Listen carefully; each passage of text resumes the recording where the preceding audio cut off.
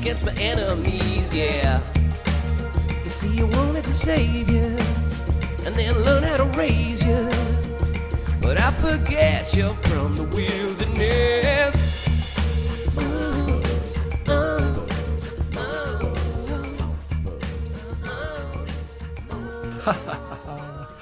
And just remember that flight that we had that time? Oh, this would have been in those 10 to 15 year period where I now have amnesia and can't remember things as well as I once did. Is that right? Yeah, I believe that is Yeah, the case. Yeah, I think that was yeah. it. And you don't remember it at all, no? I've definitely been in an aeroplane once or Right. twice. Yeah. Well, what I can say is it's probably better that you don't remember this.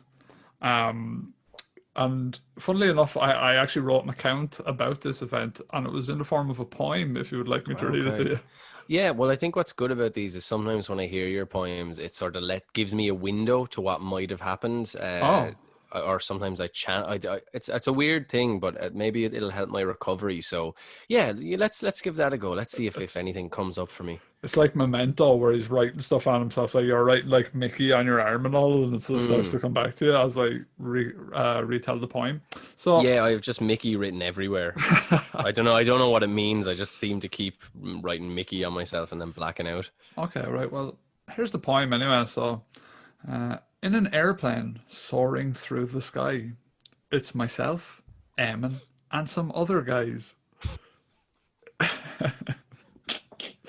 It's getting late and everyone's asleep, except for Eamon, who's having a creep, Oh, moving down the aisles like spring-heeled Jack, looking for poor unfortunate females to attack. oh, that's not really. That doesn't sound like something I would do. All of a sudden, a Oh flash Lord. wakes us. What could it be? Aliens wanting to take us? Turns out it is, but Eamon has his pants down. The creatures appear on board and start to frown. Red-haired man, it's time to take you away, and nothing you say will make us sway. Eamon starts crying, embarrassed and nude, but that's the price you pay for being a creepy dude. Wow. Did you enjoy that? That was what happened. No, do you know, I didn't like that because I'm a very respectful person. I would never do anything like that. This is a creepy dude. That's, I actually that's didn't think that when I was recounting my poem. I was like, did that actually happen? Or was this yeah. fictional? Well, maybe I wonder could it have been that when the aliens took it, they did like that Men in Black thing, and they just sort of had a laugh at my expense. It seems more so than yours. It's funny. I've been having a weird sort of I don't know, like some sort of flashback Okay. kind of a thing.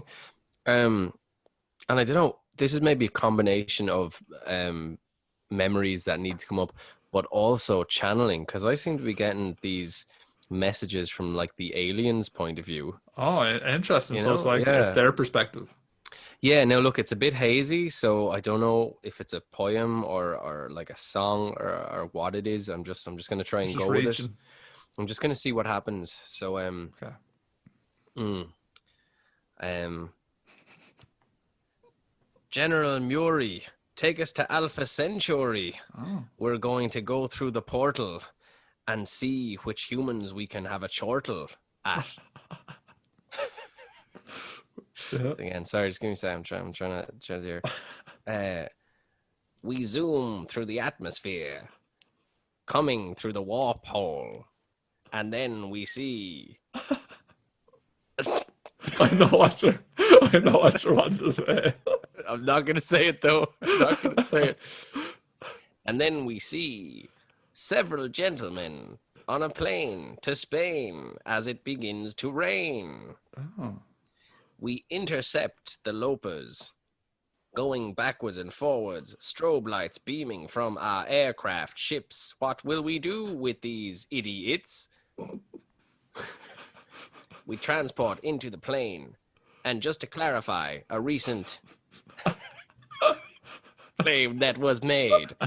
There is no man in his underwear or pants down or creeping. In fact, the red one was always sleeping. So mote it be. Trust the gray. That's me. But if the recollection that I have in my body and brain is correct, It would be absent of me if I neglected to say that Rob Billington was actually the creeper on the plane that day. So us aliens took him away. But because we knew the shame would kill him, indeed, we had to change his memories with something different, you see. That was very good. It was, Sorry, I kind of blacked out there a little bit. oh, We're still just... it's magnificent that our listeners are able to hear an actual alien voice. That might be a first. It was interesting because I don't think I'd be able to like consciously do that voice. No, Like no. make a voice like if you were like Eamon, make the voice of an alien, I'd be like, oh, burgers. Like it's just how could I even do that? So I don't know what happened there. I feel kind of dizzy and dehydrated. But I just hope that it was I hope that you and the people enjoyed it and now maybe have a better idea of the reality of truth. Yeah, yeah, we do, and it was fantastic. And may I say, what's up, everyone? This is Rob here, and with me is. It is Eamon. Oh, shit, he came back out again there, did he? Oh, sorry, that must have been somebody else.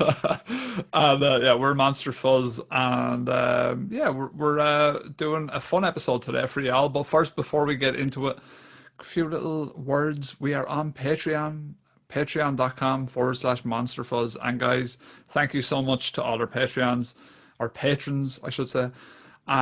We appreciate it so much. And I would like to say that our tiers are really fun. Go and check it out. Also, our Discord is really fun. We have a nice little community there of like-minded individuals for the most part. Wouldn't you say, Eamon?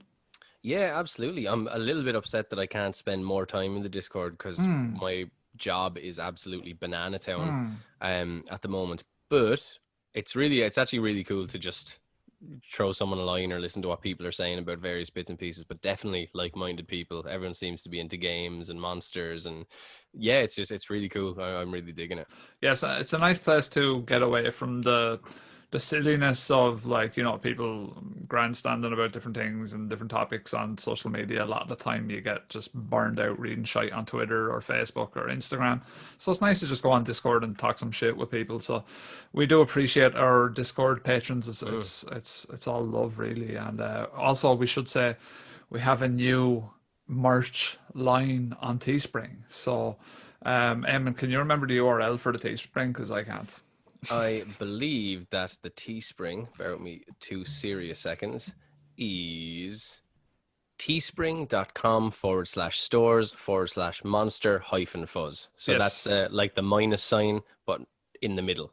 Yeah, so on our store we have t-shirts for men, we have t-shirts for women, we have mugs for drinking, we've got face masks, we've got leggings. Now, about the leggings, I tried to get the Monster Fuzz logo on the arse or on the minge, but it doesn't allow you to put the design on the arse or minge. So the Monster Fuzz logo is emblazoned across your thigh, which is it's the third best place for it. I think it looks pretty good. I would rather the thigh is going to give a better view of the full picture, and I must say, it is a pretty fucking cool. Like, I think this is really cool. The picture of Mothman, I'm all for it. Yeah, so a little bit of insider for you guys. The inspiration is like it's kind of like the Led Zeppelin Icarus. I'm sounding like Brendan Schaub though. He was calling that Icarus film Icarus. So like Icarus. I picked up his dumb saying. But yeah, Icarus basically is that, like, you know, flew too close to the sun, but our Mothman flew too close to the moon, I suppose, Eamon, didn't he? Woo woo! Was he an owl? Some people think so. Yeah, I'm not one of them. We have a face mask for if you want to flex on COVID, motherfuckers. It's actually, I'm not a doctor, I'm not a scientist, but what I will say is that if you have a Monster Fuzz logo on your face mask, it actually gets rid of more COVID than just a normal face mask. Yeah, and the reason is less people want to be close to you. So it's a really good way to organize this. Do you know what I'm a bit raging about? What's that? I'm a bit raging that I'm not a lady, because my favorite thing is the ladies' flowy V-neck. See, I was going to get to that. Yeah, we have a women's flowy tank top, which you can get your ditties out and show off your logo and your ditties if you're that type of gal. So that's on my part. That was a marketing decision, because I think tank top logo It's money, baby, right? Yeah, yes, baby. It's money. I just think it's the coolest looking one. I think it's because the way the red goes in with the clouds, like it looks like that. It looks like the sun that we saw on the quarry the other day. Actually, to be fair, Exactly, yeah, from our photo shoot, which you can check out on yeah, Twitter I think or it's cool. Instagram. I'm gonna try and lose some serious weight and get into the women's vest. I think that's my goal basically for the rest of 2020. Nice, nice. And so for everyone, guys, we have a premium T-shirt as well, as opposed to a classic T-shirt. And the premium has more. It's like a better, heavier weight T-shirt. It's more robust, better. Like the print is better on it and all that stuff. So, and that has a lot more color variety. So if you really want some nice like soy boy, hemp, burlap tones, That does go look on. pretty cool. Yeah, go to the premium tee and you can pick. There's a lot of really nice colors on there. And yeah, so there will be more. There will be more stuff added to our Teespring. Yeah, I want to try I want to get like a tablet and just try to draw on a tablet. Right. So I want to do that. I want to make some. so you just want to put a tablet up on Teespring? Yeah, I just want to do a picture of a tablet. A tablet question mark. Is it a tablet or is it some sort of electrical virus monster thing? Right. Okay. So yeah, no, tablets. Yeah, look, drawn on the computer is the way forward, man. Flames. You, we're gonna get AIM in March. That'll be for our Patreons. We can get AIM in March. Also, I should add, from now on, this is a new patron thing. You guys will get exclusive discount codes every now and then. So, for example, our Discord had an exclusive cheaper code this week. So I'll be adding things like that to our Discord. And like I said, our Patreon is ever evolving. So yeah, we really appreciate it, guys. Go and check out Teespring. Lots of cool stuff. And you won't be disappointed. Flex on all them loser dweebs. And also, finally, Instagram stories. We love you sharing our or your Instagram stories of your favorite episodes, because you really have to tell your friends. If these dumbasses don't know what Michele and Bembe is, you just got to tell them, don't you? Yeah, you're feeling fairly aggressive today. Are you back on the old? Are you juicing again? What's going on here? No, I'm not. I'm letting people know what time it is. You have to listen. If people don't know what Michele and Bembe is, it's time to get aggressive. Yeah, it's time to get a grip on your life. Yeah, exactly. You just have to get aggressive. I was downtown one time and I was talking about Michele and Bembe, and this guy looked at me like, "What are you talking about?" I just picked him up and slammed him off the ground. That was it. Yeah. Yeah, that's how you deal with it. Yeah, no, that sounds completely the wrong way of dealing with things, if I'm honest. But no, look, whatever works for you. Yeah, but in a non-aggressive way, please do. And we appreciate your support and all that. So, what are we talking about today, Eamon? What's going on with this? What's happening? Yeah, so this is our first episode that is centering around UFOs. Now this one was a fan request. Oh, I indeed it believe. was. So I went out and I actually hadn't heard about this before. So I went out, did some of the riggedy research, and yeah, it's a pretty interesting tale. So we have a lot here about what's actually happened, how it connects with the current information coming out about UFOs, and are we getting close to disclosure? For people who don't know, disclosure would be to tell us like, yep, there's aliens and there's UFOs, and you know, the government basically saying what we've all already thought for a long time. So this seems like one of those big things that did it happen, did it not happen, you know? And may I say as well that, you know, now when you go back at these historical UFO accounts, with the information we have today, it's pretty much, at the very least, we now know that there are UFOs in our environment around us. It's fact. So if you think you're listening to two hardy, crusty morons here who are just talking shit, it's been put out by the governments now that UFOs are a thing. There's plenty of accounts from government officials, military people, that there are unexplainable flying objects going around. And, you know, so if you can't identify them, you can't explain them, what is the crack with him? It's definitely worth entertaining any UFO story now, I think, right? Yeah. It certainly seems that way. Fun fact, the Foo Fighters, the name, They don't protect the word from Foo. Foo Fighters was actually, the name was coined because that was what pilots in, I want to say, World War II, they'd look outside their window and they would see these weird They green just got things. really loud there. Oh, sorry, right. They would look outside the window when they were piloting the plane. They'd see these really weird green things kind of trailing them, and they were known as Foo Fighters. So no, Dave Grohl sent me here. Yeah. I had heard something like that. I didn't know exactly what it was. I knew it was to do with that type of thing. But yeah, that's a nice little tidbit of information there for people. So there you go. Yeah. So, what's this story about, Eamon? How did it start? So here's the Cliff Notes version. So if you're just walking down the street and like Rob, you're walking down the street and some guy's like, I never heard of Japan Airlines cargo flight 1628. Slam him. Now you have a choice. You can slam him if you want, or you can give him this paragraph.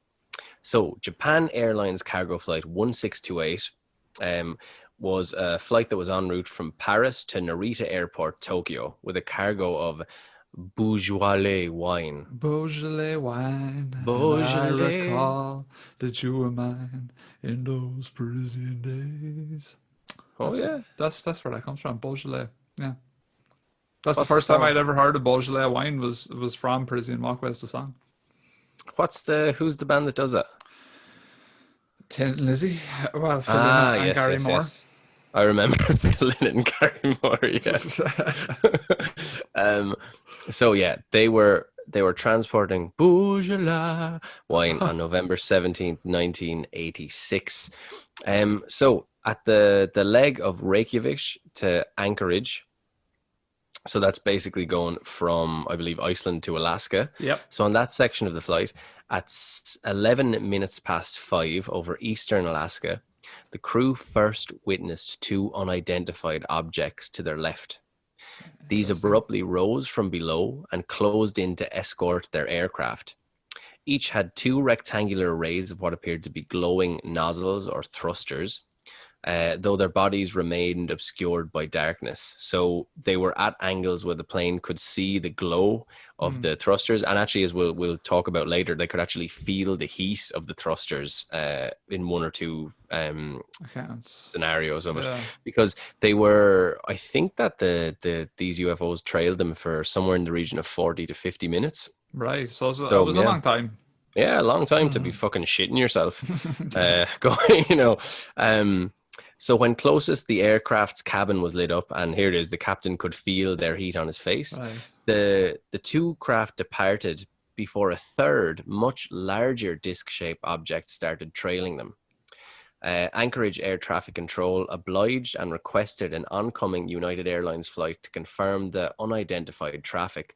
But when it and military craft sighted JAL 1628, so that's Japan Airlines 1628, at about 1751, no other aircraft could be distinguished.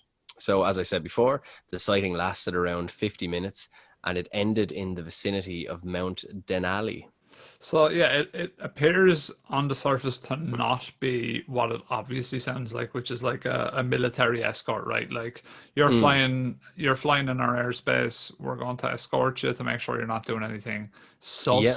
Like it doesn't seem like that at all, right? Because usually you would know as a pilot if you were flying into restricted airspace. For one, it's pretty well mapped out and pilots have access to all that information. And two, if it was like, say, the Russians or whatever, like they would make their presence known because they have no reason not to. Do you know what I mean? Yeah. And again, you have to remember this is a routine cargo flight. So this isn't like they're not taking this new route that they've never gone down before. This is like every second Tuesday or whatever. And it's in a flight lane probably. That's exactly. All the time. Yeah.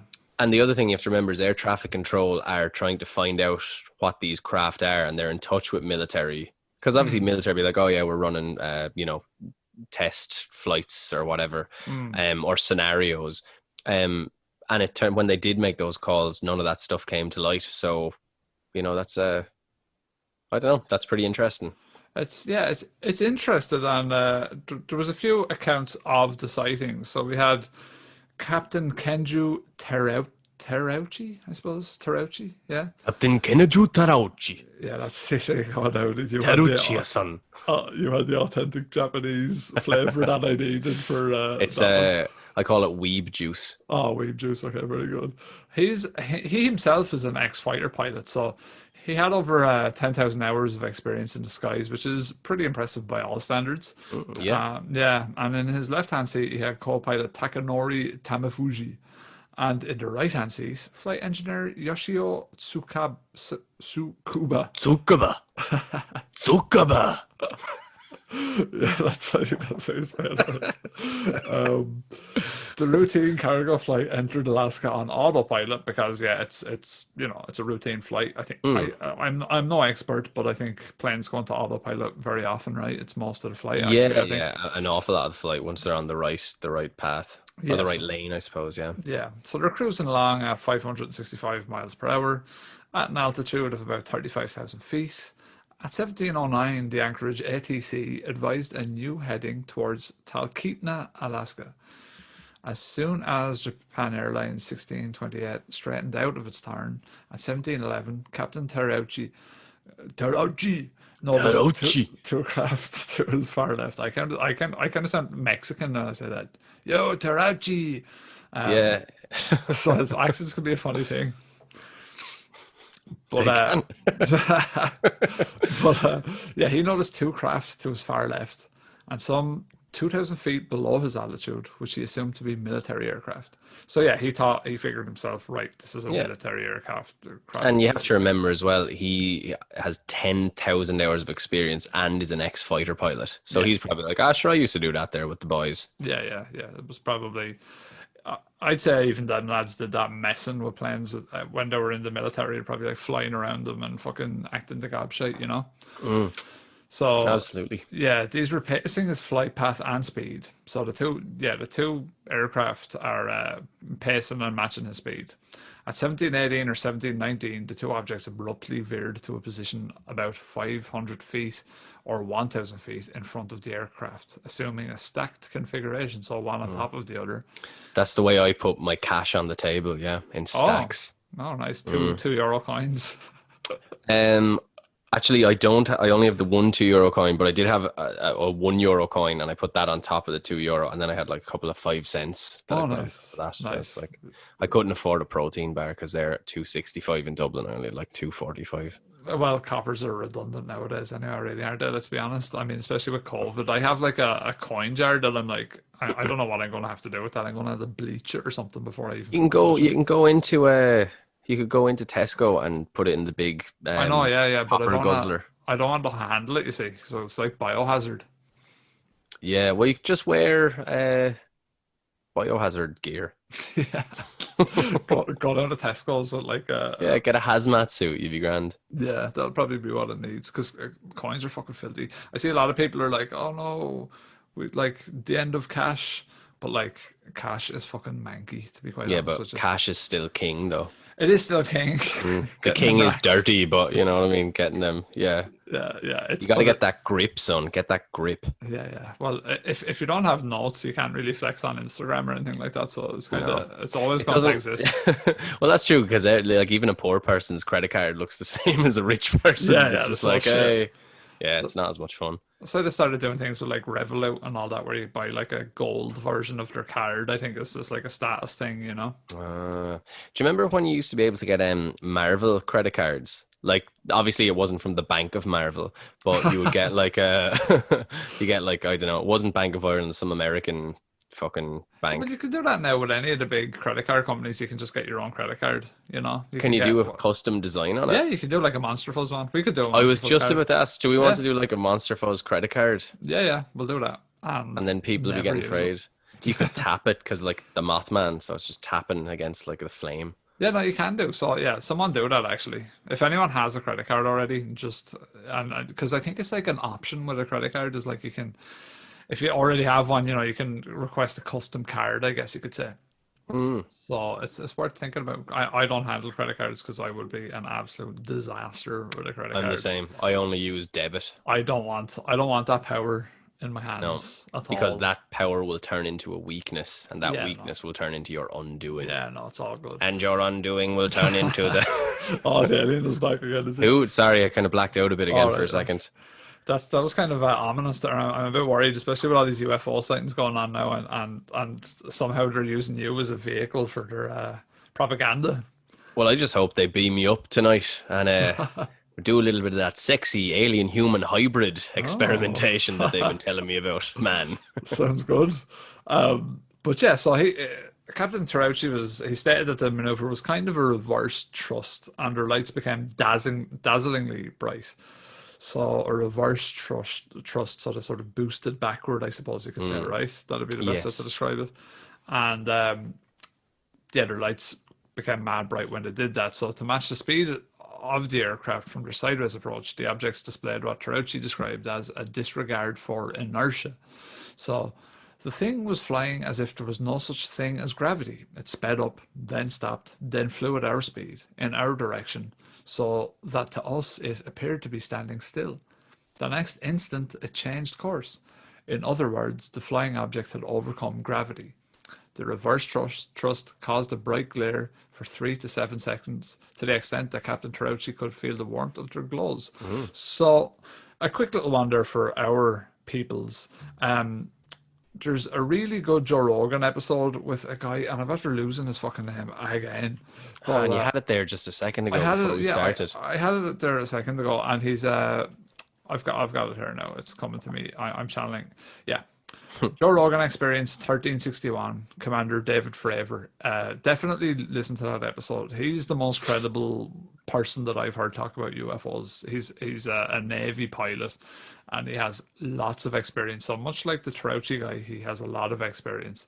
And he describes very similar behavior from crafts. So at the very least, this would suggest that between the US Navy and, say, Japanese military, because this guy was in the military, neither of them had experienced anything like these things. So if you're wanting to say that maybe these are a government thing, they're either maybe Russian, maybe Chinese, somewhere like that. And they obviously have access to technology that we don't have, or is not at least common knowledge, right? Yeah. And the big thing is when you talk about these sort of maneuvers, you're talking about things that just shoot off at 90-degree angles and all this sort of stuff.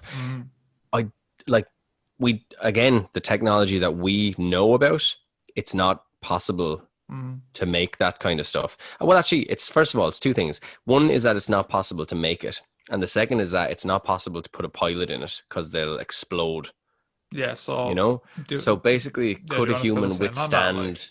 Yeah, for sure. So basically, with these kind of maneuvers, they're consistent with other sightings of mysterious aircraft, like we said before, and we'll go into a bit later. Some of those, the 3 videos that were released in like a couple of months ago. I think more near the start of lockdown or just before lockdown. So to make a bit more sense of it, a human can withstand around 46.2 Gs. Now, when we're talking about that, we're talking about highly experienced, trained fighter pilots, yeah. not me and Rob and whoever's listening. Now, speak for yourself, but I reckon I could withstand all of those G's. You reckon you take all the Gs? Yeah, I'm an OG. I'm a real G. You're an original, Yeah, I'm 100 an original Gs. gravity force. Yeah. Yeah. I alter gravity around me. Yeah, so I you're only like a pretend. Polaris type Yeah, effect. yeah. I only pretend that I'm affected by gravity. To be honest with you, like The when I one fall. named Rob is lying again. He is doing it again. Do not believe. He is the false idol. I fall over every now and then just to pretend gravity bothers me. Yeah, just do you know that we can't actually prove gravity as well, which is kind of interesting. Like we Really, know yeah. it's there, but yeah, they can't actually prove it. It's like it's a thing we gave a name to that we can't really prove. It's So gravity here, this just in off the presses. Gravity is the biggest cryptid of all.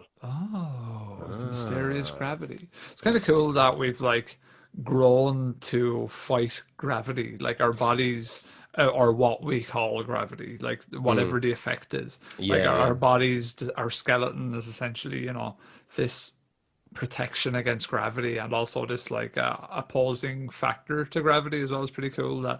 That's as like Davy the Snail, his shell protects him from it and all that, you know. Yeah, well, his shell, like I think Davy the Snail, it's a combination of the snail and shell, and also the beatbox that he has in the shell, because the vibrations of the deep house trance music just it sort of fucks around with gravity, you know, it like rumbles. He's not really so much into trance though. He's more like Buffalo Soldier and things like that. He's more chilled out. The heart of America, right? Yeah, I'd see. I don't know to what extent that sort of helps with intense G-force. But do you remember wasn't there a movie about guinea pigs called G-Force there a while ago? I'm not sure Guinea about pigs that. I'm flying quite honest planes, with you. and they were going so fast they were able to maneuver around the G-force. So not unlike yourself, you're sort Yeah, of maybe a member of the guinea pig force. I am. Yeah, I'm actually a quarter guinea pig. 23andMe told me. Yeah. So so right now here we go. So there are isolated incidents of humans surviving abnormally high G-forces. Most notably, the Air Force officer John Stape, who demonstrated. Stop doing that, John. Stop. I said this in the last episode, didn't I? I always go for hard A's if I don't know the word. Yeah, I always go for hard A's. And I always have the annoying impulse to correct someone when I think they're wrong. That's but all right. It's like I can't. I used to do it in school. I was a fucker for it. Like I do it I'm to just happy teachers, it's you. and I complete teachers' words as well. Like, you know, they're saying something, and like they're like half senile fucking teachers. And You're you're coming like, in like Eminem's little mate who like jumped in the last line of the rap or whatever. some like decrepit 65-year-old fucking secondary school teacher's hype man. Yeah. Yeah. Anyway, so you're beast hype beast man. So sorry, yeah. So most notably, Air Force officer John Stapp, who demonstrated a human can withstand 46.2 Gs. Now the experiment only went on for a few seconds, but basically for an instant, his body weighed over 7,700 pounds, according to the Nova No, research. Eamon, I'm not a man of science. You've got to tell me how someone can weigh over 7,700 pounds. So, because of the pressure put on your body, because you're moving so fast, right, against gravity, the force makes you weigh more and more and more. So, for example, the mass, say when you stand on a weighing scales, right, that sort of gravity pushing you down. Like, you don't actually weigh that without gravity, because you're going against gravity and the force is pushing down on you so hard. So it's similar to if you were to go diving, the pressure in your tank, the further down you go, the more the pressure condenses. Yes. And the further up you go, the more it expands. So I suppose it's a similar kind of a, I don't know, metric, if you like. Which is why when you're in space, you explode. Like your body swells and you pop. Yeah, exactly. Yeah, because you're farther, you're like not affected by gravity up there, right? Yeah, and weight and pressure are two fairly similar things, you know? And you could argue that like being at the bottom of the deepest sea is almost the exact opposite of being in zero gravity outside a planet's atmosphere, right? So it's like one explodes you and one would sort of implode you. Yeah, exactly. And I'm so lucky to have such a knowledgeable co-host. Well, do you know, I don't know where a lot of this information comes from, but I do remember like 10 or 15 years ago, I was in this plane once, and there's a lot of stuff I don't really remember about it. But I feel like maybe someone took me away and just gave me these. Listen, Earthling, you must understand the difference between deep sea pressure and high in the air speedy G-force. Bleep blop bloop blop. All right, so it sounds almost like an alien slash computer type of vibe. I think that they probably, maybe because the aliens are so advanced, talking to me would be a fucking night. They're like, I'm not talking to that chap again. He knows nothing. They're like, send the robot. So then the robot would he'd be like, hello, Eamon. But he's like a bio tech, so he's like biological technology. It's like in that video game about the robots, which was called, Sega released it. It was a run and gun binary domain. Of course, and it was, would you believe, where do you think the country came from that it was made from? Where? I don't know. Japan? Venezuela. Oh no, it was Japan. Oh, okay. Yeah, so it's a game where I think at the end of it they wind up making biological robots. So they're robots, but they're made from biological materials. So what's the My difference between favorites, basically. humans? Androids, essentially. Yeah, Right? effectively androids, but like they're made like they're completely biological, but they're robots. So they clone like human tissue. It's like that. Do you ever see that machine that How are can they make robot shite? then? Because they're not made by birth. They're not made by people fucking and then having kids. The robots make them, but they make them out of biological material that they've synthesized. You don't like that, do you? You don't like that one? This is fuckery now. This is not fuckery. I have been made of a synthesis of human organs, except for the larynx, which they could not perfect. No, that's a lot of me bollocks. That's right. I think that's not a robot. That's a robot, son. It's like a Frankenstein. You don't call Frankenstein a fucking robot. Yeah, but he was made by the robot synthesized it. You know what I mean? It's a robot made human. Then it's not a robot. But they're making it's like nanotechnology that I can't believe we're talking about it. Anyway, it's like nanotechnology that acts like it's like Arnold Schwarzenegger. Remember, he had the skin and he had blood and shit, and he was able to take his hand off, and then he had a robo hand. Yeah, but he was a robot because he had a robotic exoskeleton. Like you're saying that they used organs and stuff. Endoskeleton. See, I can do it too. Endoskeleton, yeah. But what I'm saying is they synthesized it, so it's not organic. I am a cybernetic organism. Do you want to tell me about some of the dangers that G-force can? And there was me want to talk. Or do you want to stay on this bullshit for a while longer? Well, you see, Eamon, the danger with G-forces lies in two areas. The first of which is the fact that our body is flexible and soft. So obviously, another Wexer cryptid is Jelly Legs Mick, and another one is Blue Bottles Face Martin. And Jelly Legs Mick is actually very flexible and soft as well. And my legs actually become quite flexible and soft after doing a podcast for that long. I don't know how Gordo does 5 or 7 hour podcasts, because my two legs are like, you ever see Kermit the Frog's legs? Where they're just two flaccid pieces of cloth hanging off the chair. That's what my legs are like after doing I thought you were only known for the one flaccid piece of cloth. And actually, if you want to get yourself some Monster Fuzz Cialis, discount name Rob's Flaccid Mip Mip. Yeah, what he said. But yeah, so though we contain bones, Eamon, we're actually more than 60% water, with only a thin layer of skin protecting many soft organs like the stomach, kidneys, and liver. Dealing with aggressive horizontal G-forces can result in broken bones, shifting of organs, and burst blood vessels. It makes sense. The higher the G-forces, the more weight we're essentially laying upon our bodies. How many G's does an obese woman have when she lays on top of you in the bed? So all right, let's do some quick maths. On right. this. So let's say 46.2 G's is equal to 7,700 pounds. Give me a second and we'll do the maths on it now. Hang on. Calculator. There we go. Right. Okay. So I'm just going to tell you what 1 G is the equivalent of, and then we're actually going to figure this out. Yeah. So we're saying so we're saying the woman is 140 kg. That's not that big for kg. All right, yeah. Right.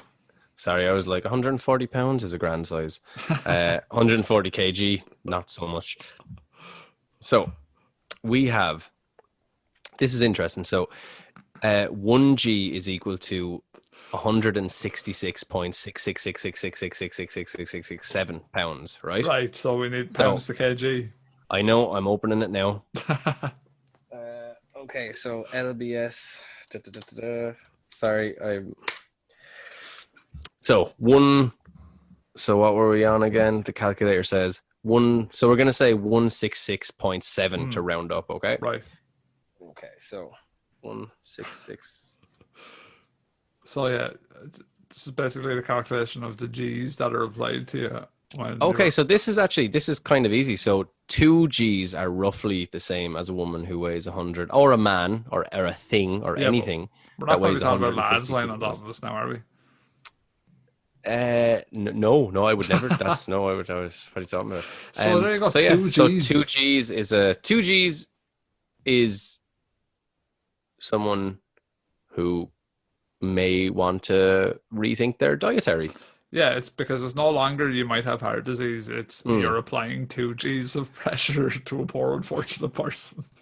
Yeah, and now what we did see as well with this is that he was only able to withstand 46.2 Gs for a few Right. seconds. Now, had he taken that longer, he could have obliterated into bits.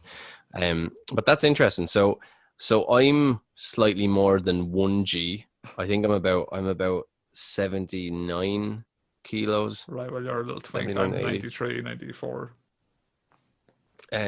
Yeah, so you're more G than I am. So yeah, you actually are more G than I am, as you've said to me countless times in the past. Real Eamon, I'm motherfucking more Gs. G than you.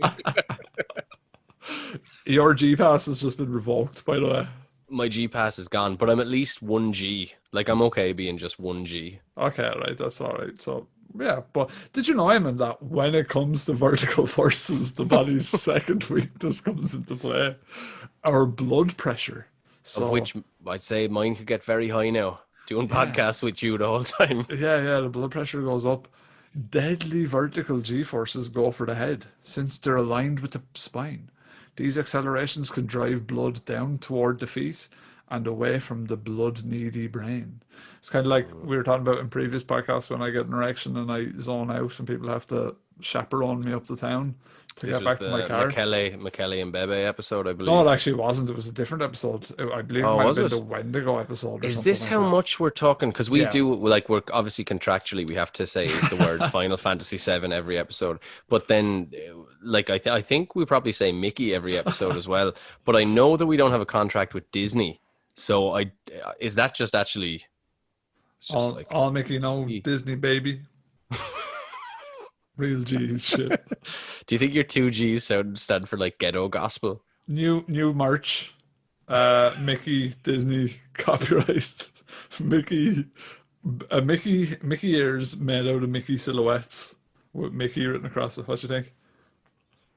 I think that whoever does our Photoshop has a night of work ahead of him. Yeah, exactly. Yeah, get on that shit. That's just I like it. Yeah, you're printing money, and we'll also get sued into oblivion. But Eamon, did you know that? Hey, Goofy. Did you know that the lack of blood in the brain means a lack of oxygen? A dire situation, I'd imagine. Yeah, a dire situation indeed. As vertical G forces are increased, we would experience, in order, loss of hues in vision, tunnel vision, blacking out, while still conscious, apparently, loss of consciousness, and death. That's Now, the big one. yes, mort. Loss of fuse in vision.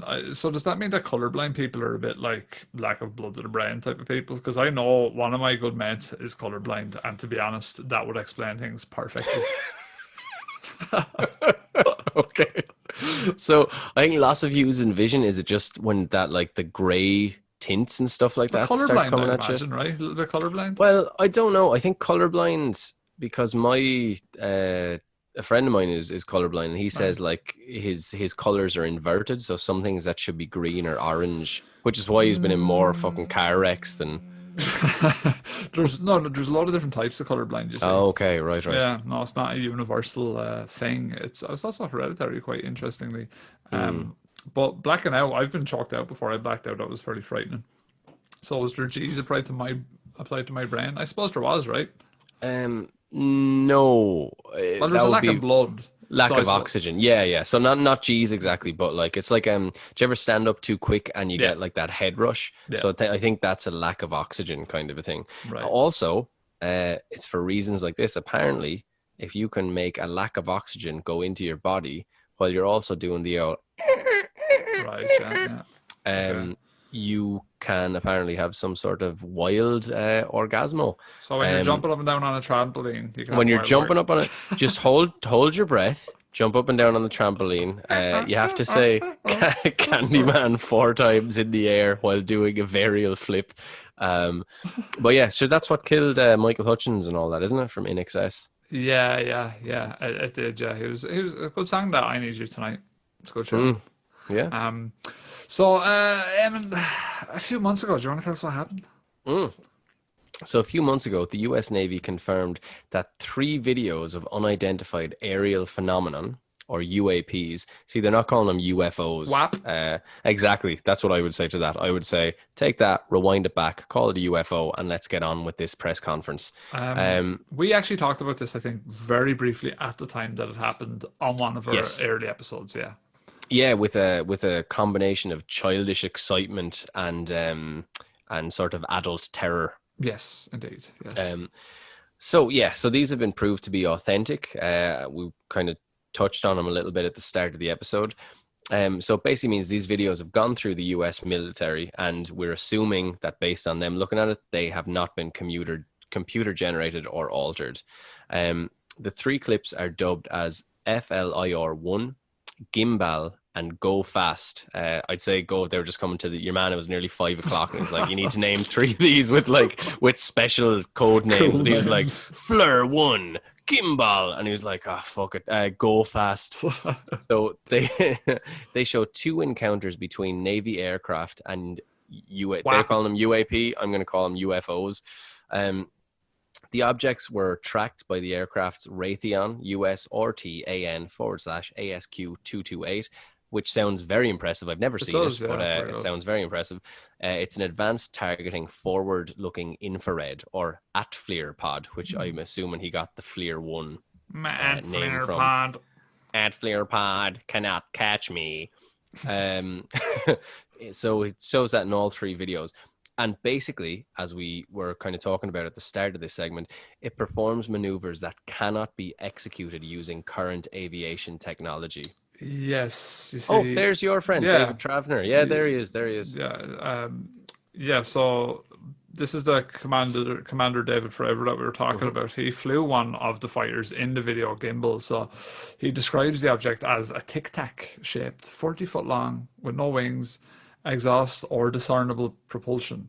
After some maneuvering, the object ended up hovering above the water. Moments later, it rapidly ascended into 12,000 feet and finally accelerated away at the speed the commander suggested was well above supersonic. Now, as I talked about earlier, definitely, if you're even remotely interested in this topic, it's worth checking out that episode of Joe Rogan. Commander Fravor is he seems legit to me, and I've got a fairly good bullshit meter, and like, to be honest, most of the time I see UFO accounts, I'm like, this is a whole heap of shite. But he's a genuine guy. There's no real shit about him, and he has that guy Jeremy Corbell. He's like the hype man for all those UFO guys that go on Joe Rogan. He was on the one with what's his name, the Bob Lazar. He was on that episode. Oh, yes, the fellow who made the documentary and about he's it. Like, Joe, Bob Lazar is real. And Joe's like, yeah, shut up, man. Like, he's like, yeah, go away, you sit in the corner again. He's like the hype man for him, and he's trying to basically explain to people, Bob is telling the truth, and everyone, and Joe's like, yeah, grand, I'm okay with that. Yeah, see you, go away. He's kind of he's a bit annoying, really, to be fair to him, but he brings on these great guests for whatever reason. He's able to swing these high profile alien people. But the Bob Lazar story, I suppose, is something that we'll go into in another episode. What do you reckon? Yeah, absolutely. There's so much stuff with Bob Lazar. That's fun. I know we talked about this just kind of off the podcast ourselves about whether we believed it or not. And I think it's you and me, so we were just laughing about it, whether we believed it or not. But it's a really interesting one. But I would say if I had to choose between if I had to choose one guy that I knew was telling the truth, and I think Bob Lazar is one of the more credible witnesses, or more credible guys. And I'm not saying that means he's telling the truth, but I mean, compared to some of the other guys, like, have you heard Phil Schneider, who the aliens blew 4 of his fingers off or 3 of his fingers off and all this?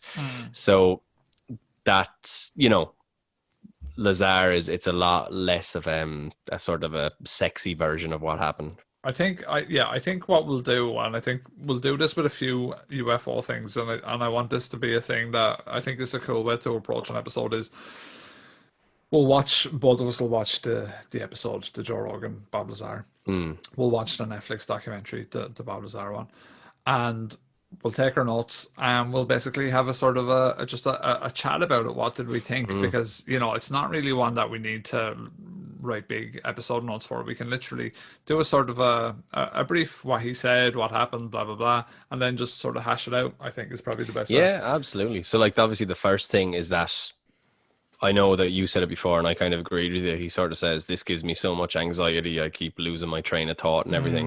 And you're kind of going, is he just buying himself time so he can like, but again, he's been remarkably more consistent than 99.9% of the other people who came forward with similar stuff. And he's this like 30 years old is this story, you know? It's hard to know, because what I will say, and I talked about this on the podcast as well only a while ago, but sometimes you do get, when you're talking live into a podcast, that it's you get a bit of brain freeze or something for some reason. I don't know why exactly, but you're sort of very conscious of the fact that you're sort of beaming out what you're thinking. And especially when you're on the biggest podcast in the world.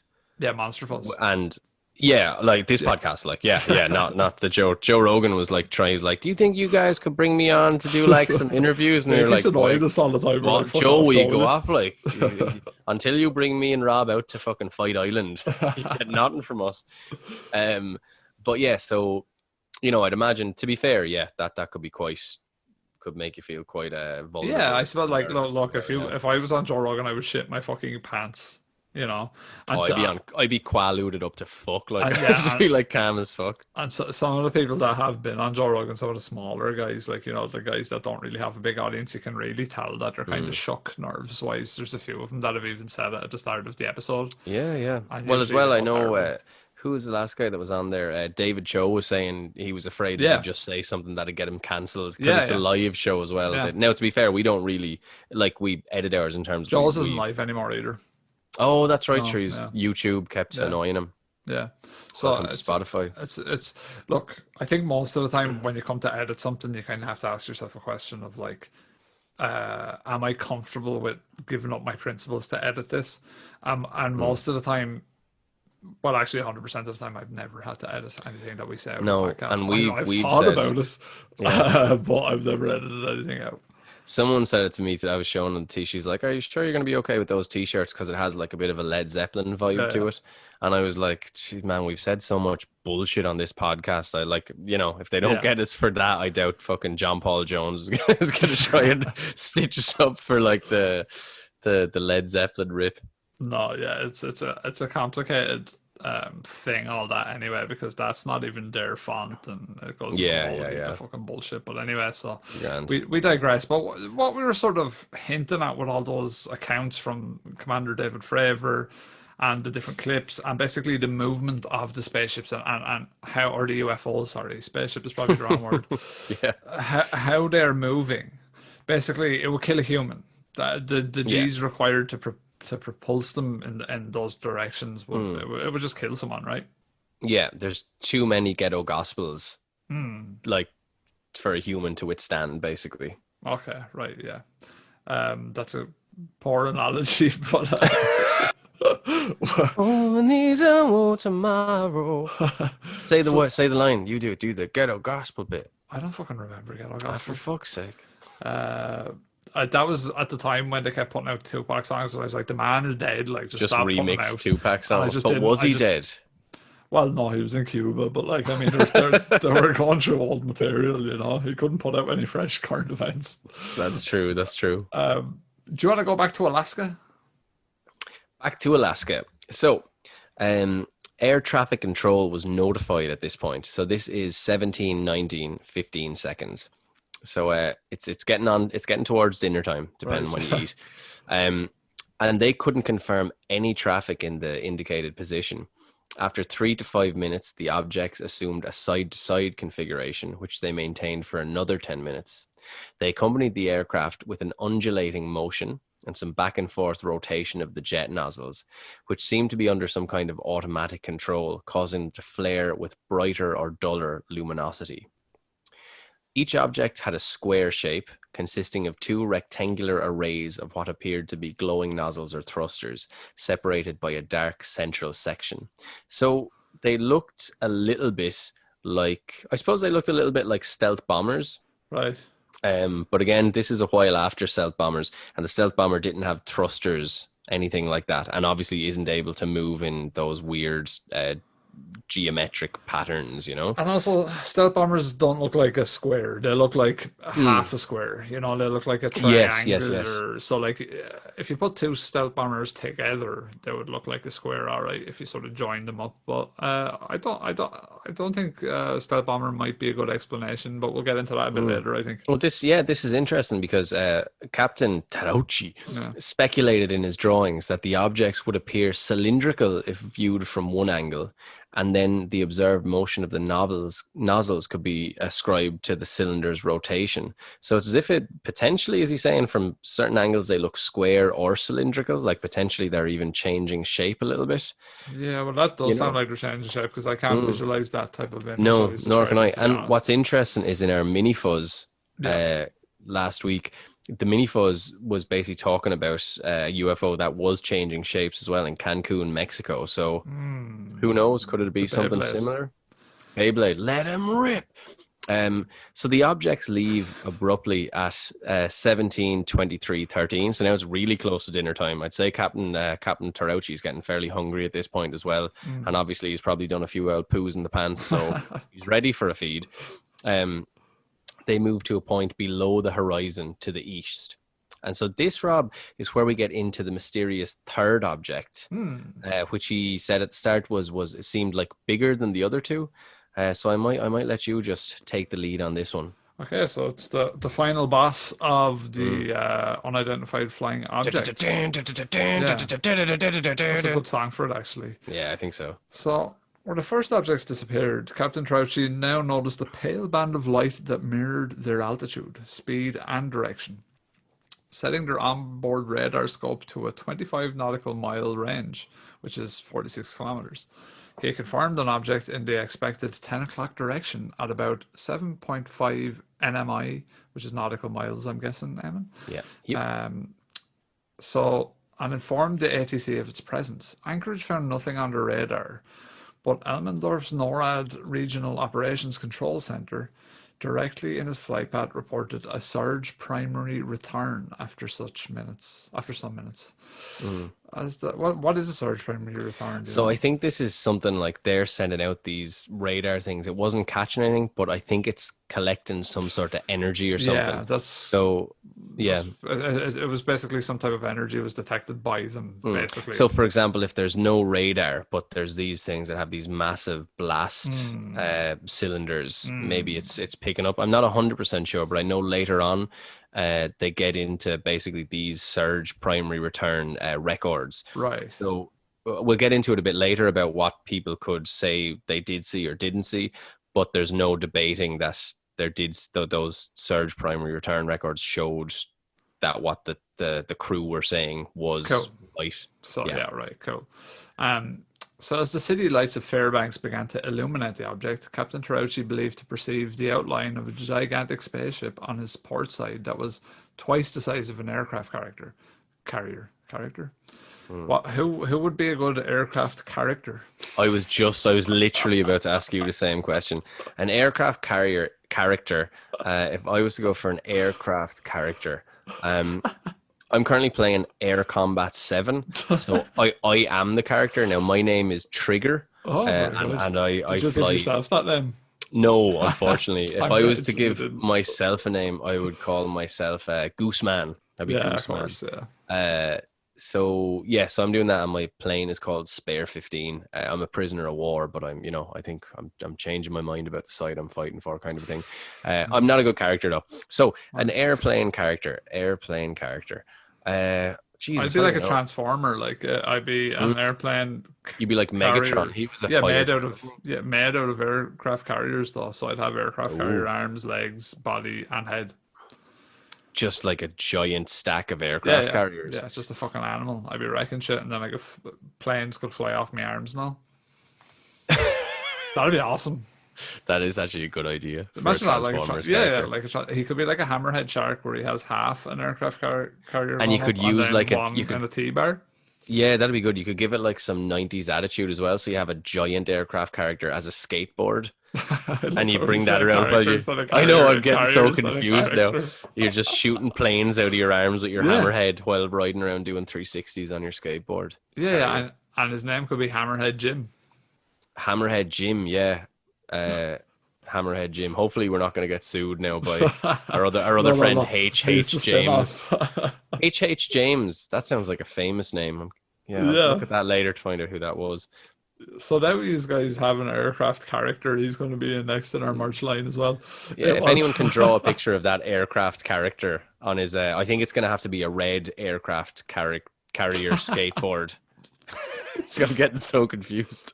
yeah. It was, however, it was twice the size of an aircraft carrier, but it was, however, outside First Officer Tamafuji's field of view, so he didn't see it. The object followed in formation or in the same relative position throughout the 45-degree turn, a descent from 35,000 to 31,000 feet, and a 360-degree turn, so it's doing all sorts of fucking sprocking around the place, basically. It's like your skateboard when you're your aircraft character Yeah. doing all your flips and shit. Yeah. The short-range radar at Fairbanks Airport failed, however, to register the object. So basically, ATC advised them move around a bit to see if anything would show up on the radar. So yeah, just shake your arse a bit there, lads, to see what the fucking crack is. Just see if any change falls out or if anything picks up any interest with you.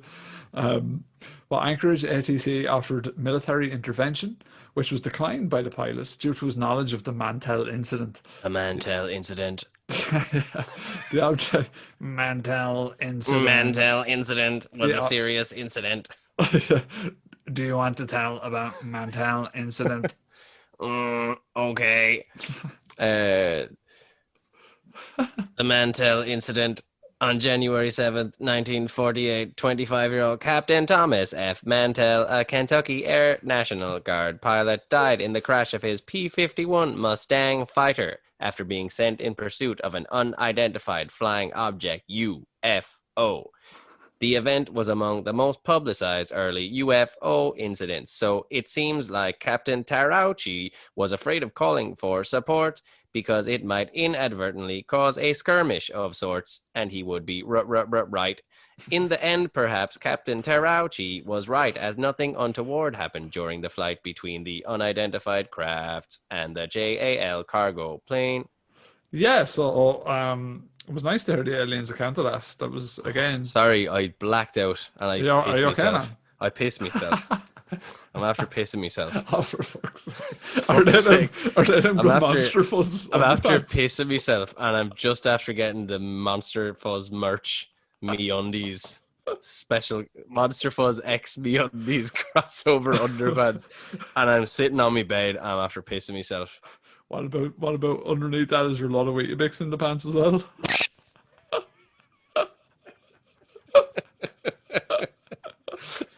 I tell you one thing, it's not going to be a comfortable sleep for me tonight. Oh, fucking hell. Because the shower's broke. And you're good Monster Fuzz. You're good Monster Fuzz merch as well.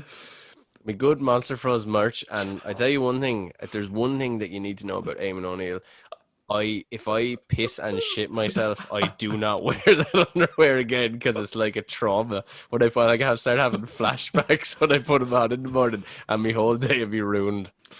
Did you know that Monster Fuzz merch actually smells like lilac and gooseberries from the packet? It certainly shouldn't smell like it's smelling now, young fella. I tell you that for nothing. Weetabix and wee-wees. Weetabix. Yeah, Weetabix and lime juice. Nettles and Weetabix. So what happened afterwards, Eamon? You know, we have this... just give me a second there. I just have the... There's the old hair dryer. Oh, nice. Now I have a cakey hole. So what happened afterwards? So basically, Captain Tarauchi cited in the official Federation Aviation Administration report that's a tough one to say, that the object was an unidentified flying object. He gave an interview to 2 Kyoto news journalists. That says Kyoto. I'm not sure if that's supposed to say Kyoto, which is a place in Japan. Hoy, what were you laughing about there? I fired and then should get the bike to pick it up, but I didn't. I'm disappointed. No, it's just right. So just a bit of just crop dusting yourself there. I was just crop He's dusting. yours. But see, you have to be careful. You can't be farting in Monster Fuzz podcast underpants either, because like the stench, man. The stench. Have you ever sharded yourself? Oh, have I ever shouted myself? Oh God, I think we'll do a different episode on that. Really, it has to be a separate episode. Had There's to be not in a much separate material. episode for it. Did you ever shout yourself? Never. Yeah, neither have I.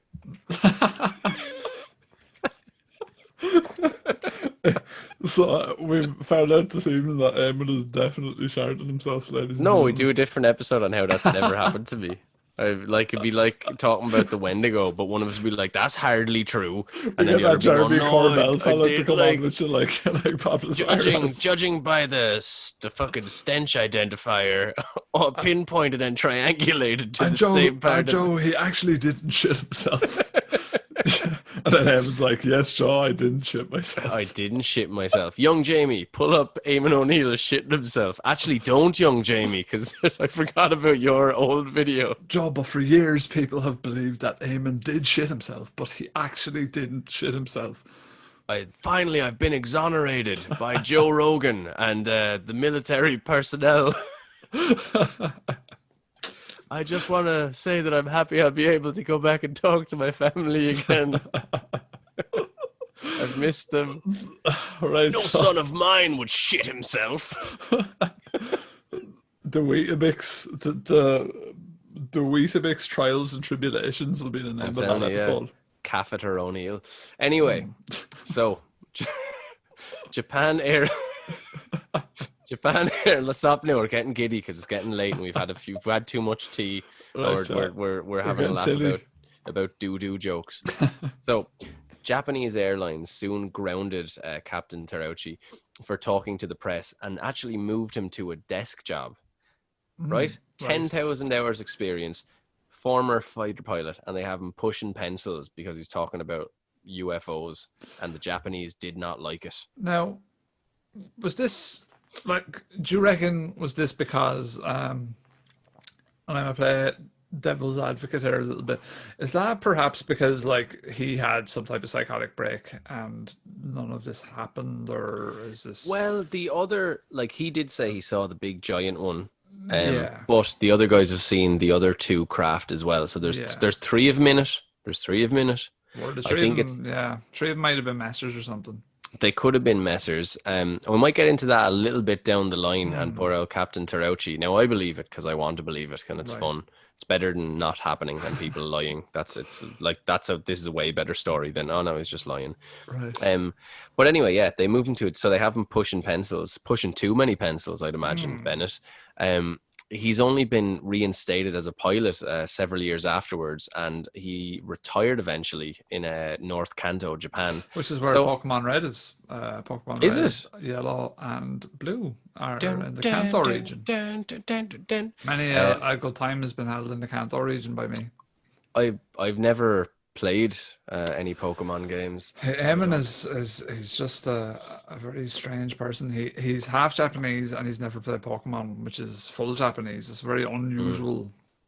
Yeah, I don't know. I like the fighting gamey and stuff and all that sort of stuff. I don't like fucking having little monsters hanging around. Well, no, that I would love to have little monsters hanging around me. In real life, that'd be fantastic. Pokemon but yeah, no, awesome. I never played the games. But they're meant to be very good, yeah. No, we'll have a Pokemon episode that is in the pipeline at some point, folks. We want to talk a little bit about. I mean, I want to talk a little bit about, and Eamon will be dragged along. Some of the sort of monster inspiration for Pokemon, like they're drawn on by like legendary mythical creatures and maybe some cryptids even. So it's kind of cool to talk about how they were designed, where the design comes from, in relation to Japanese culture, and I'm sure Eamon will love that side of it. I certainly will. And I'll let you do the heavy lifting on that one. But man, if you think that I won't come in with some fucking really concise Japanese knowledge, then you might be right. But we'll wait and see. We'll wait and see. Well, so yeah, but we will. So this bold pilot, he was slapped on the wrist for being a bit cheeky and talking about lights and stuff like that.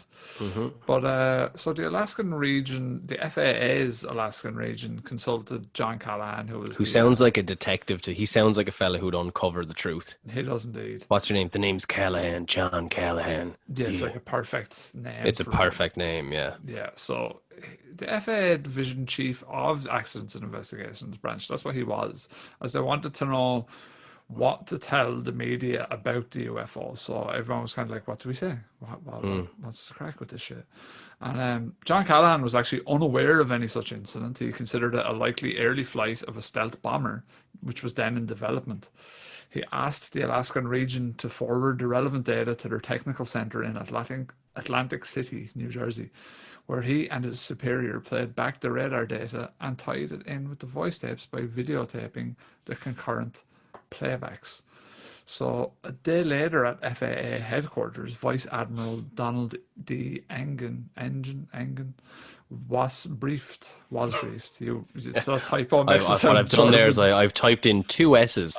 He was briefed about the UFOs. Briefed. He was briefed. Who watched I them? shit. Oh, there's Weetabix in my briefs. Oh no. Not again.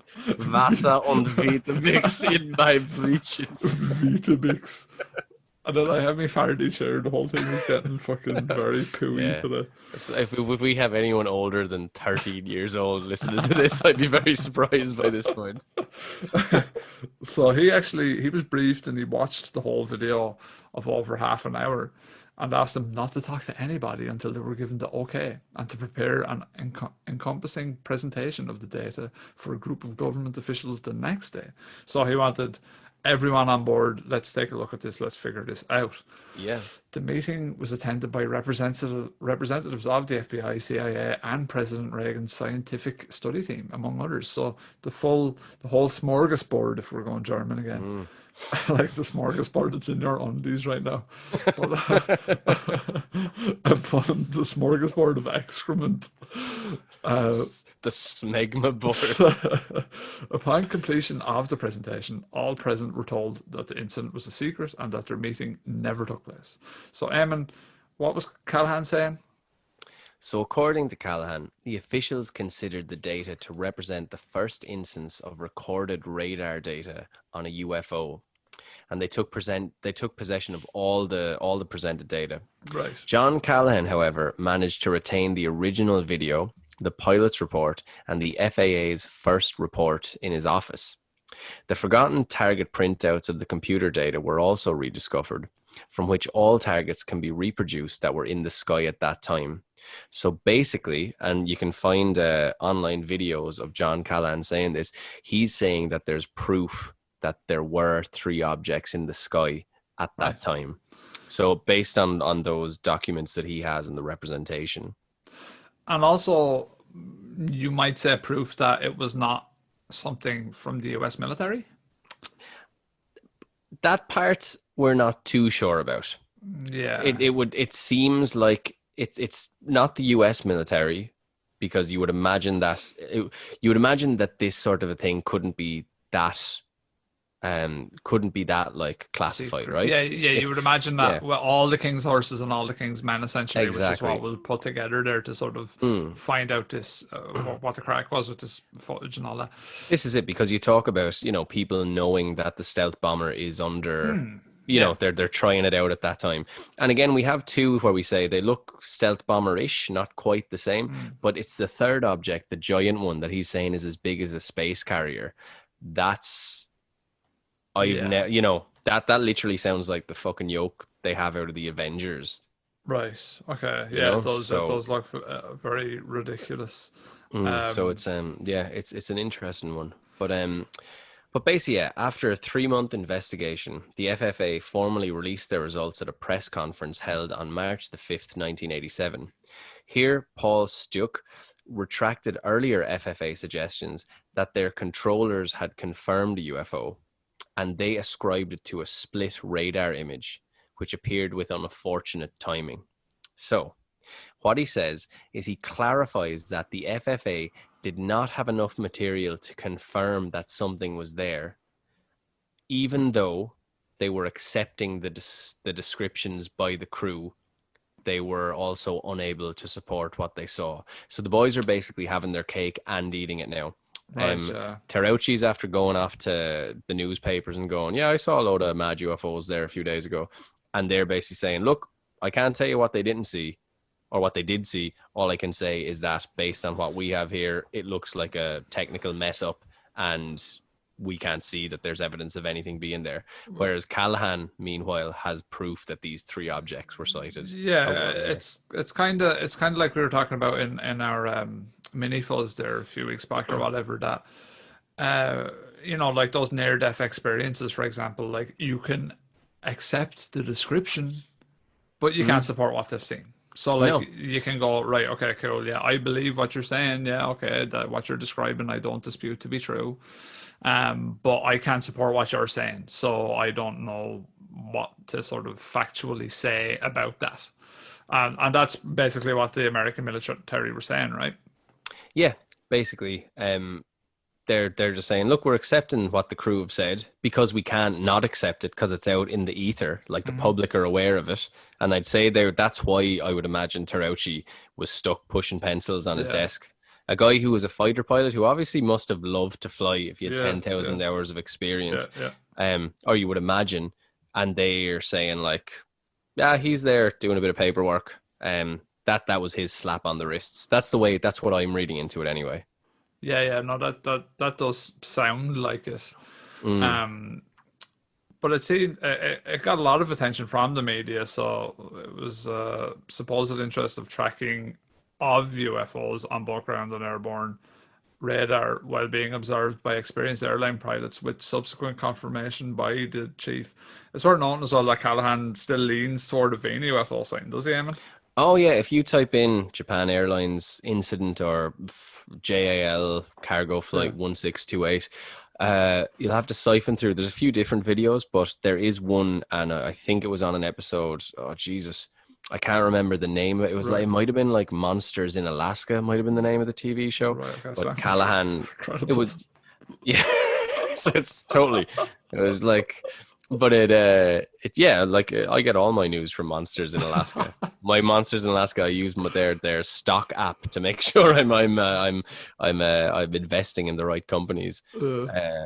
Cryptozoology just went up 2 points, but yeah, John Callahan still basically, like, this TV show must be 10, 15 years ago, but he's still basically saying, yeah, this shit happened. But however, Yeah, some it's people who are a bit skeptical as well, Rob, if you want to. yeah. There's a bit of skepticism going on. The UFO researcher Philip J. Klass investigated the incident and wrote in his book on the UFO invasion, which sounds like a great book. I really need to check that I'd out. like to check that out. Yeah. He says that the FAA information reveals Terauchi to be a UFO repeater. So he had two other sightings prior to November 17th and two more this past January, which normally raises a caution flag for experienced UFO investigators. The JAL pilot is convinced that the UFOs are extraterrestrial, and when describing the lights, Terauchi often used the term spaceship, much like myself, or mothership. So, yeah, so this dude is seeing fucking spaceships left, right, and center. So it's either much like the aliens are fascinated with Eamon, maybe they're fascinated with Terauchi. Maybe Terauchi, in those 10,000 hours of flights, maybe he pissed off the aliens 5,000 hours ago. Maybe similar to me. I mean, what I think me and Terauchi probably might have in common is A love for Japanese culture. no pissing and shitting ourselves, maybe. And so, like, the aliens were like, how does one wantonly lose control of his basic function so easily? And so they're just, so like, obviously they've taken me a few times, and they're just probably going like, it is not IBS, it is not colitis, we do not, it is not Crohn's, we do not understand. It seems that as if he just purposely evacuates his septic region organ when he feels like it and just throws caution to the wind. So maybe, I don't know. Yeah, Just to be clear as well, I don't actually shit myself. This is all for jokes, ladies and gentlemen. well, we have to address that in our standalone Does Eamon Shit Himself episode exclusively on Patreon. Instead of a mini fuzz, it's going to be a massive fuzz. It's a huge, like, 4-hour episode. Yeah, it's that'll be a Patreon exclusive as well, so we'll get on that one. But according to UFO skeptic Robert Schaefer, is that the dude from Snopes, I think it is, isn't it? Is it? Could be. Perhaps. Maybe it is. Who knows? But according to him, anyway, the bottom line is that Terauchi's own flight crew saw only lights, and other aircraft checking out the situation saw nothing unusual. So, is this just like sort of maybe a throwaway comment about lights? Like, did the pilot go, "Oh, look, there's lights, guys," and they were like, "Yeah, there's lights. Cool." Well, to be fair, the only one that they didn't see was the giant, uh, Right. let's say the mothership that Right. Terauchi saw. So, like, the big Avengers looking thing. But the others did see the lights. They did see it moving around, and they must have felt the heat as well because they're just pilots sitting to his left and right. Do you know what I mean? So, and they all three of them were like, yeah, there was some weird shit flying at angles that weren't possible.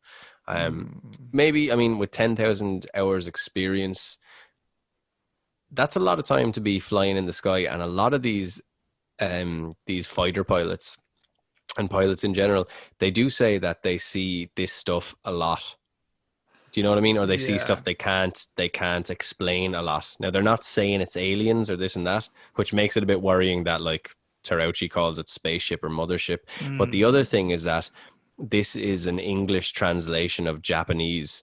Right. So it could be that he's trying to say like UFO, but they're misinterpreting what he's trying to say there. Do you know what I mean? Like that's possible as well. Yeah, so maybe he is a little bit of a messer then.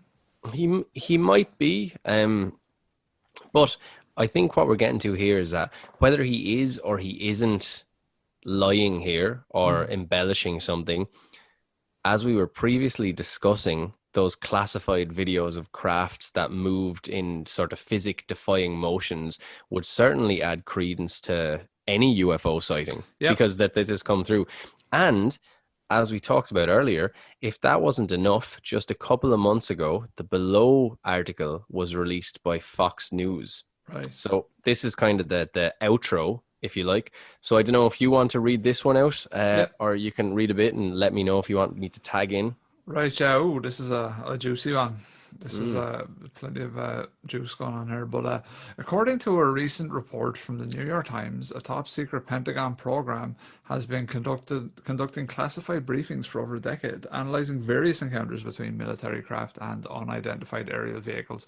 Which, I mean, look, you would do anyway because I could imagine that there's a bit of a, not a space race, but like an aviation race where each military is developing these crafts, and they're probably constantly scanning the skies to see what new hardware the people have. So it's Yeah, like a back and and if forth. they're saying there is a thing that can move in ways that we just do not have the aerodynamic understanding of how you would do that, they'll want to know. Like it's even the race with COVID. Like Russia have just put out, Yeah. I think this morning that Putin saying they have a cure and he gave it to his daughter. So do you know what I mean? Like that there's competition between certainly America, China, and Russia in Yeah. in terms of well everything basically. Yeah, for sure. So it's just a race, basically, a technological race. But Mm. according to the Times, the Pentagon stated that the program was disbanded, but a Senate committee report last month revealed spending on a program called the Unidentified Aerial Phenomenon Task Force. So yeah, they're telling little fibs by the looks of things. It Mm. was reported in late June that U.S. Senator Marco Rubio, Little Marco, I believe is what Trump calls him, had requested a detailed analysis of the task force's findings. The report stated that the committee supports the efforts of the task force to collect the standardized data regarding unidentified aerial phenomenon, as well as their links to foreign governments and potential threats. Now, the New York Times is reporting that the secretive task force is expected to release new and alarming findings that may involve vehicles made of materials not of this planet, which Mm. is very interesting. Totally. Do you want to talk about Mr. Astrophysicist Eric W. Davis? Yeah.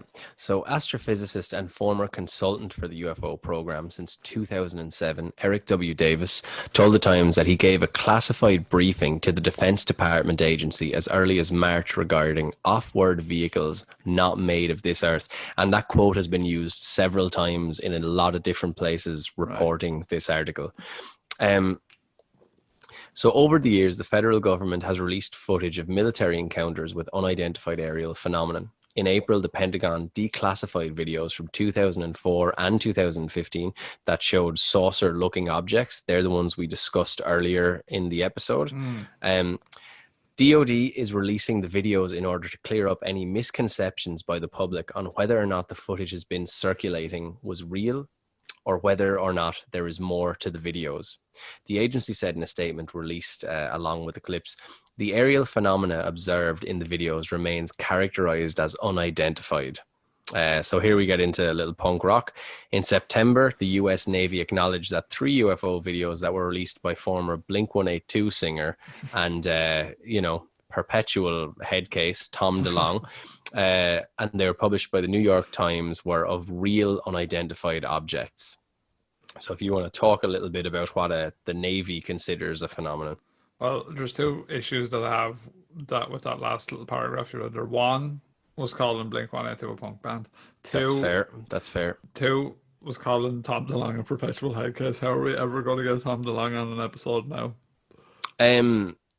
When I said perpetual head case, what I meant was he's a never-ending mind or case, if you will, of very heady ideas about aliens. Which are both mesmerizing and he's a great guy. Love you, Tom. Lovely chap. Cool. I'll forward that on to him anyway. The Navy considers the phenomena contained depicted in those 3 videos as unidentified. Navy spokesman Joseph Gradishner told the Black Vault, a website dedicated to declassified government documents. So the video in question, known as Flare 1, Gimbal, and Go Fast, were originally released to the New York Times and to the Stars Academy of Arts and Science, the TTSA. In December 2017, Fox News reported that the Pentagon had secretly set up a program to investigate UFOs at the request of former Senator Harry Reid of Nevada.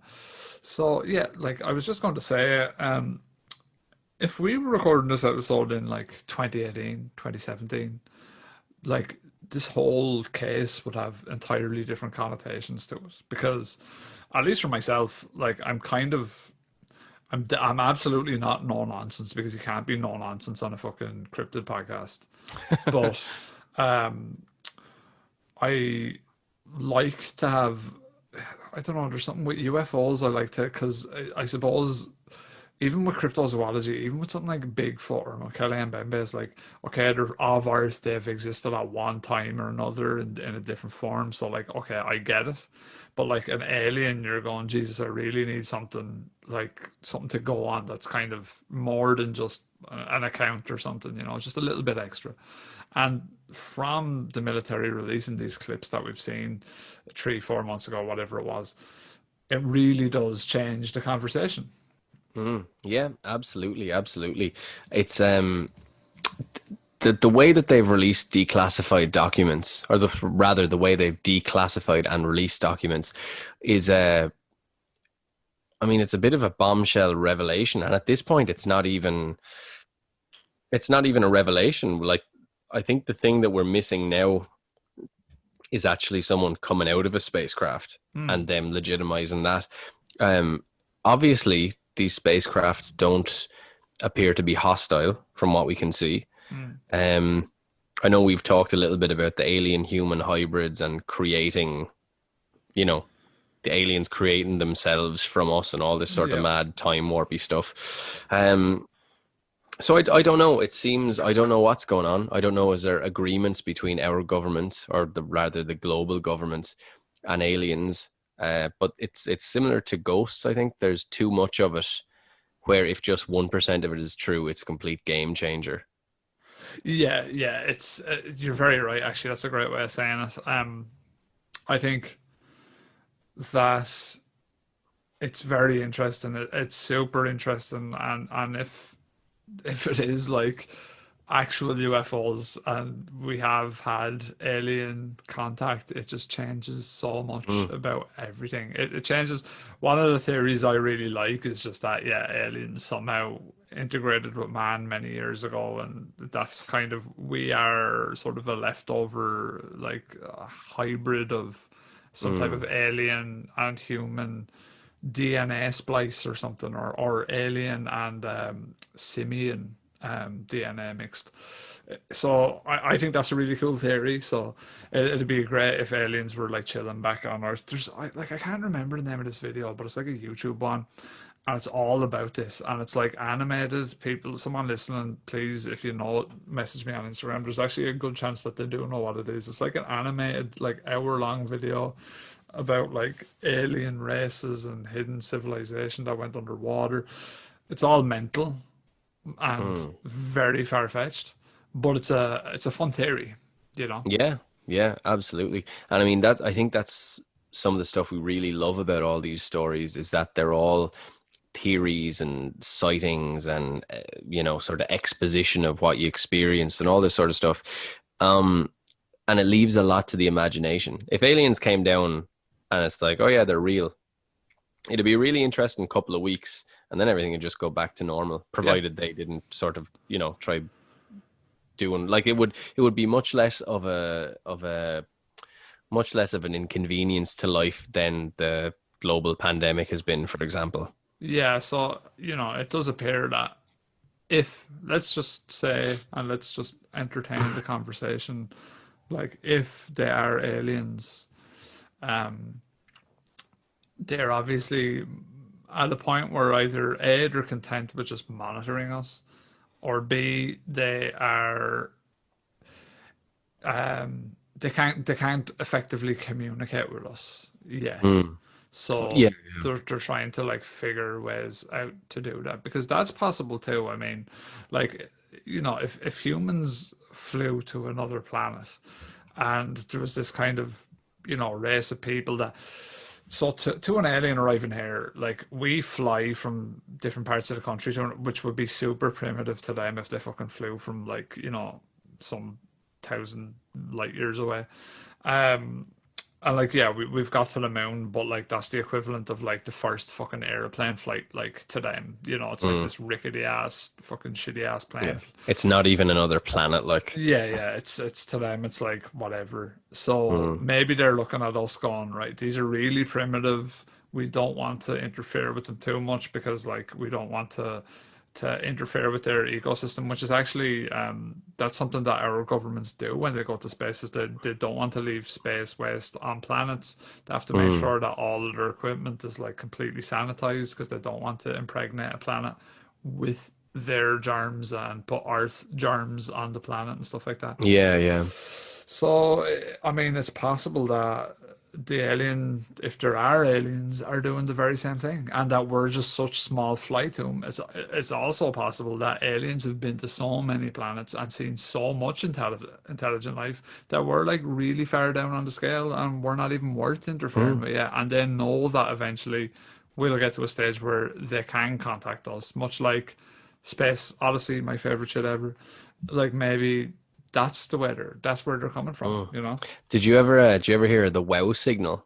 No. So the WOW signal is, we have those big satellites up, and obviously you put messages out into space, and Yeah, then like SETI and all that. yeah, exactly. Yeah. But there's one signal called the WOW signal where it basically just jumped and went crazy. I've heard about that. Yeah. We'll have to include it. It's probably not. Well, actually, we could do a little mini fuzz or something on it sometime in the future. But it's a pretty interesting one.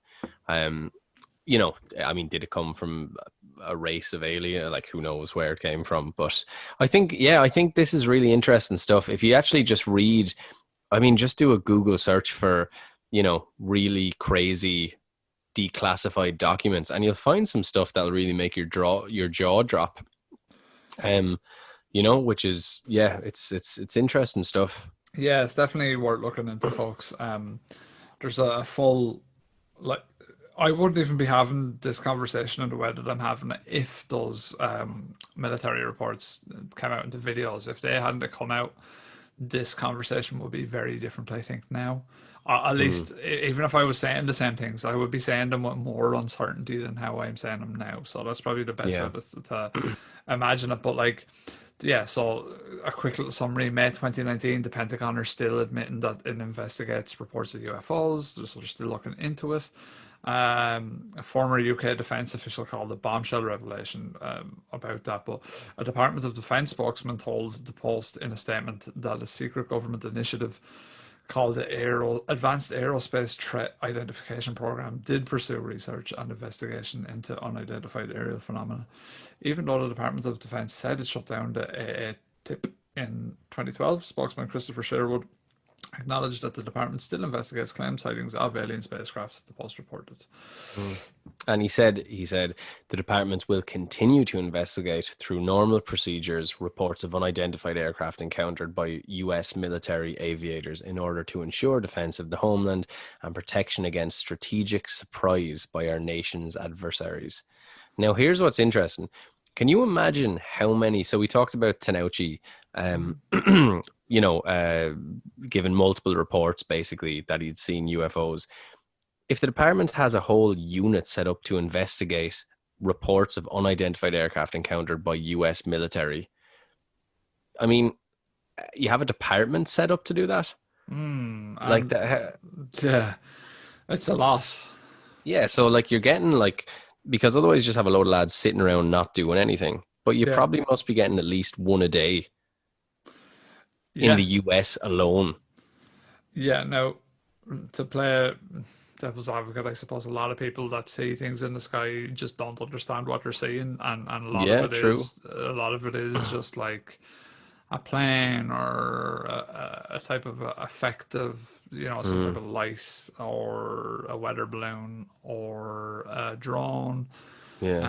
But as you said, if you're getting even one every day, is Yeah, and these are being reported by the US military aviators. So these are reported by guys who have trained to be in the sky, who know what's in the sky, who are likely able to tell the difference between a weather balloon and a craft. You yep, know, if yep, you're playing devil's advocate, then I'll play.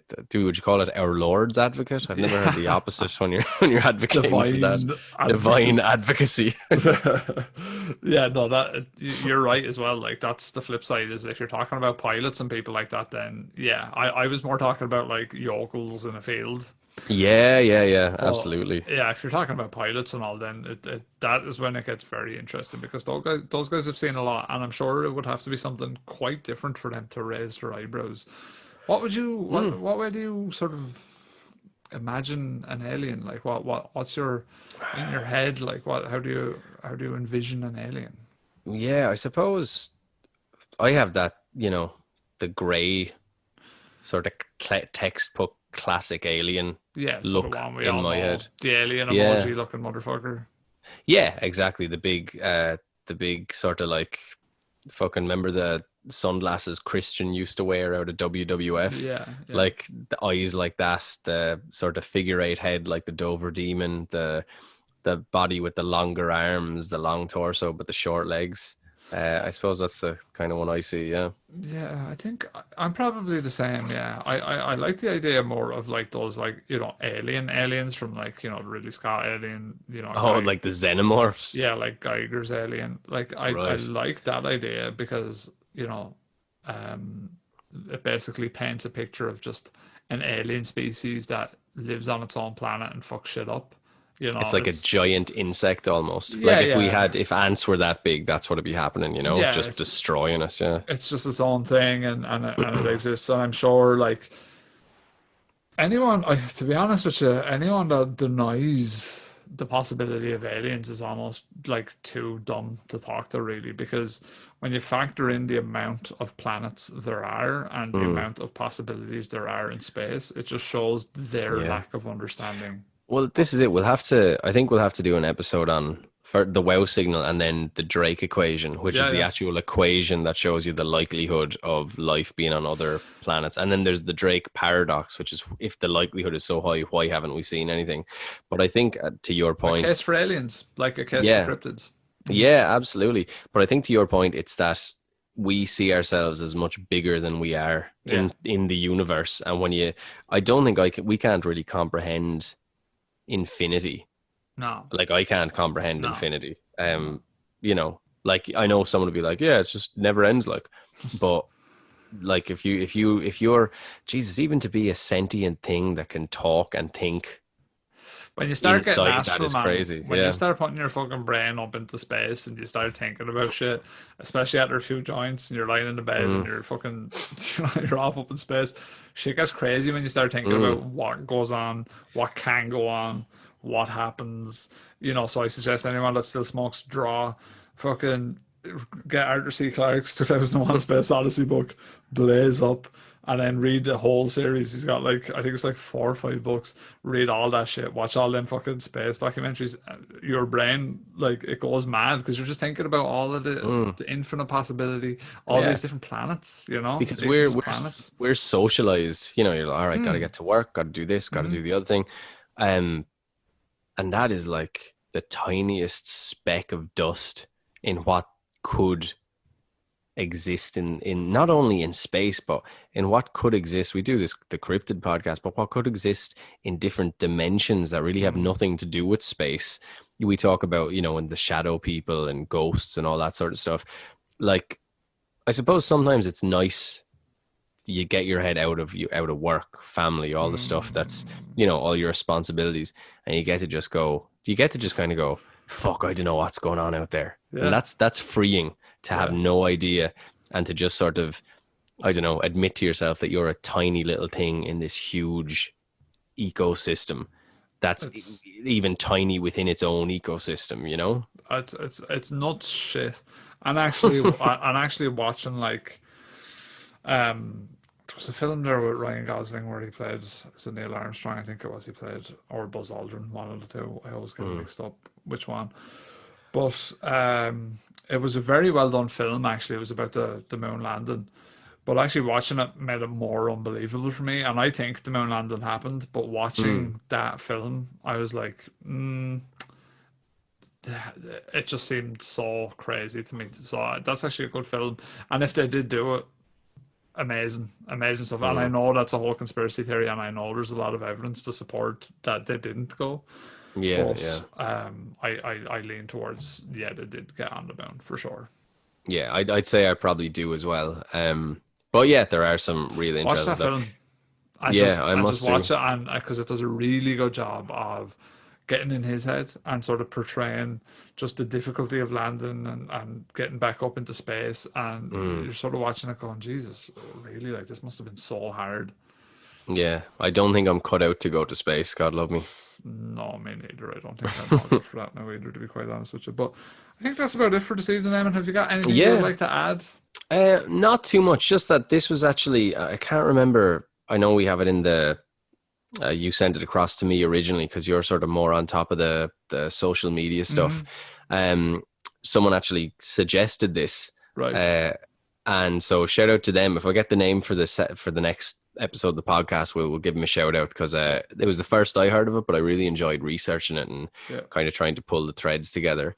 And we're gonna try do some maybe Japanese cryptids in a little while. But I thought I enjoyed dipping our toe into the UFO. So you could do an entire podcast on just UFOs by themselves. That's the plan of mine actually, is to do a flying saucer episode, basically the origins of flying saucers and Mm. their the visual of them, the whole shebang. I want to do an episode on that, so I will do it at some point. Yeah, no, that'd be cool. Yeah, yeah. So yeah, that's about it for me. And Also, it from me.